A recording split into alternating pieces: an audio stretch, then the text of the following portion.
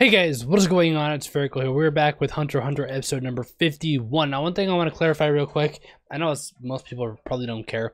I don't even know if I got any comments about it, but well, obviously I wouldn't know because it's not on YouTube yet. What am I saying? Well, it is now for if you're watching this.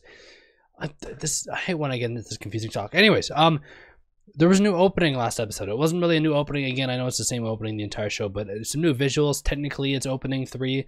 I didn't actually include that in the edited version of the reaction from yesterday, so I just forgot. But all I really remember seeing was the new scene with the Phantom Troop just shown in like the chorus. I'm not sure if there's anything else because I really was like half paying attention because I didn't realize the new opening was that episode. I thought that opening 3 and ending 3 both came on episode 59, but they don't. I do actually have a list right here on my notepad showing me where all the new openings and endings are, just because I want to be able to know they're coming so that I am not paying attention when they happen. Because again, specifically the openings, they're very subtle changes that not a lot of changes in the openings from what I've seen. But yeah, just want to let you guys know that I did see it, because there's probably going to be some people wondering why I didn't react to that in the edited reaction. Obviously, if you watch the full length reaction on patreon.com/sphericalfilms, I completely messed up my own plug, but it's $10 a month. But you would have saw me react to it there, but I just want to let you guys know.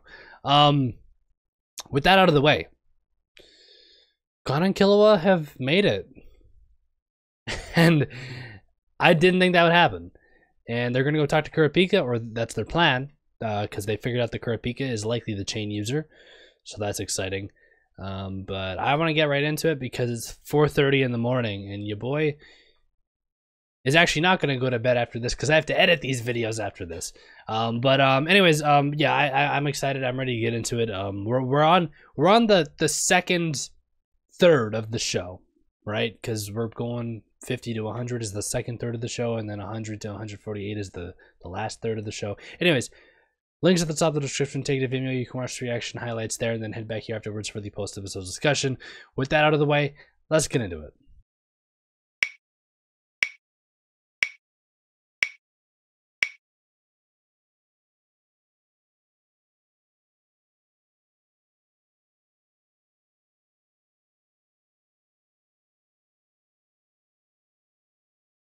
All right, guys.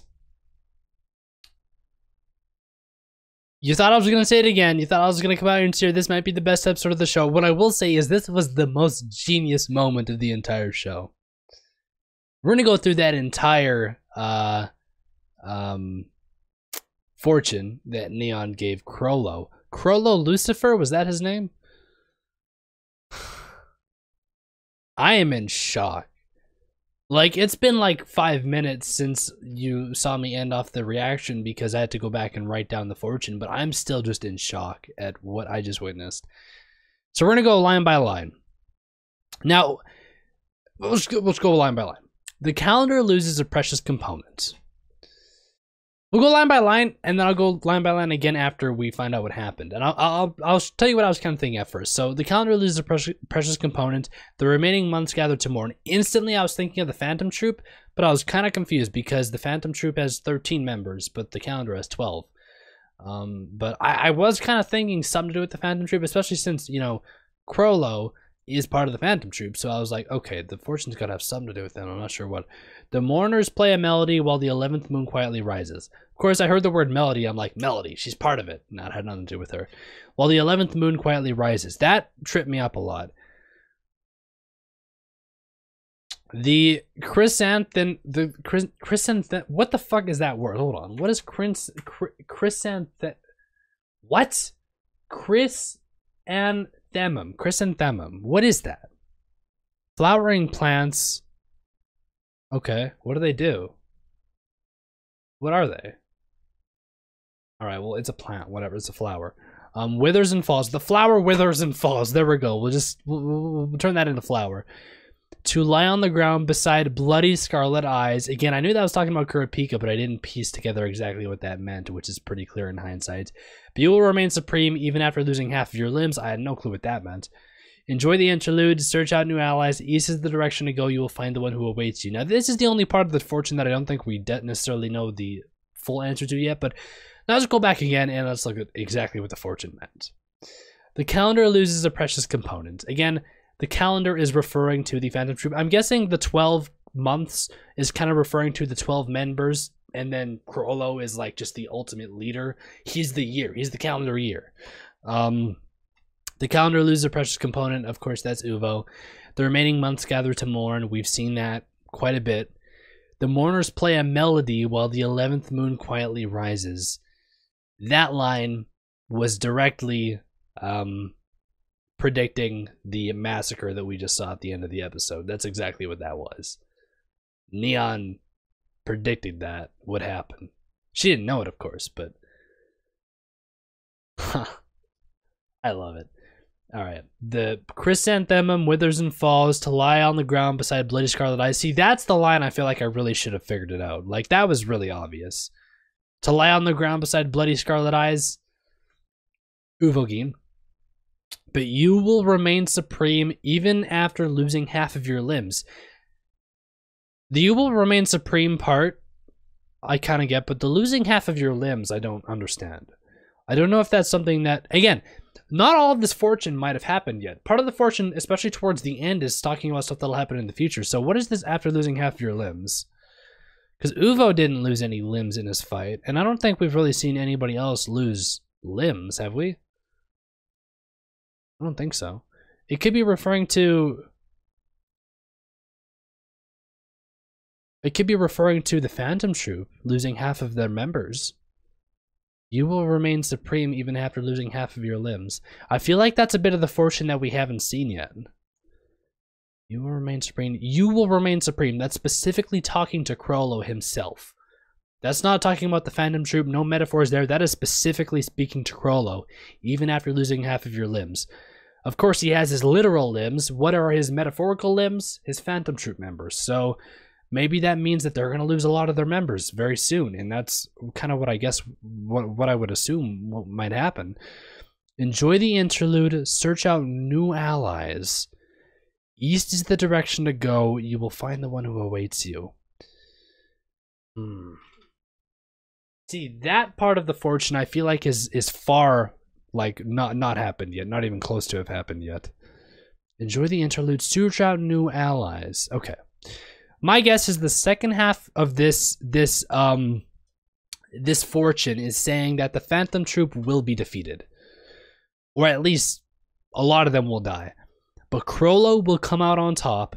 He will survive it somehow. And he will search out something new after the Phantom Troop. He will disband it or something. Or after they're defeated, that's that. And he'll go in a new direction. Completely separate. And he will find the one who awaits him. I'm not sure what that means, but... this episode, man. You know what? I'd venture as far as to say this might have been one of the most genius episodes, or just one of the best written episodes I've ever seen of anything. Seriously. If I had to think of something that come close to this in terms of just sheer holy shit did that just happen moments, would be like the ending of Code Geass was a moment where I was like, damn, that was some really cool writing, like just the way everything played out. What's another one? I don't know. I can't, like, there's not very many episodes that stand to the level that this episode did. And then Chrollo, like the boss, we've finally seen him in action, and you know,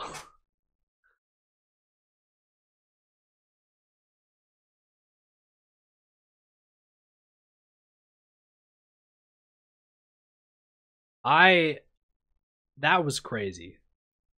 That was crazy. I say that was crazy. It's still going to be crazy. What's going to happen next episode? Everybody's being murdered. What's the title of next episode? I want to see. Assault and Impact. Okay, that doesn't really say much. Like, this is big. Like, the first night of the auction, it was just the auction house that got attacked. This, it's like, they're just tearing shit up everywhere around the auction. I think Neon and her fortunes, like, if Neon didn't exist in the show, it would just be like, cool, that happened, wow, crazy. But the fact that Neon is able to tell these fortunes, I think just makes the show so much more interesting. You know what I mean? Like, it's not like she's spoiling what's going to happen for us, because there's no way we could know what this exactly was saying. Well, I mean, you could have pieced together a bit of it, but it's more of a hindsight thing, where once you see these things happen, you can think, damn, that's exactly what the fortune said would happen. You know what I mean? Oh, man. That was cool. That's all I have to say after watching this episode. That was cool. That was a really good episode. I'm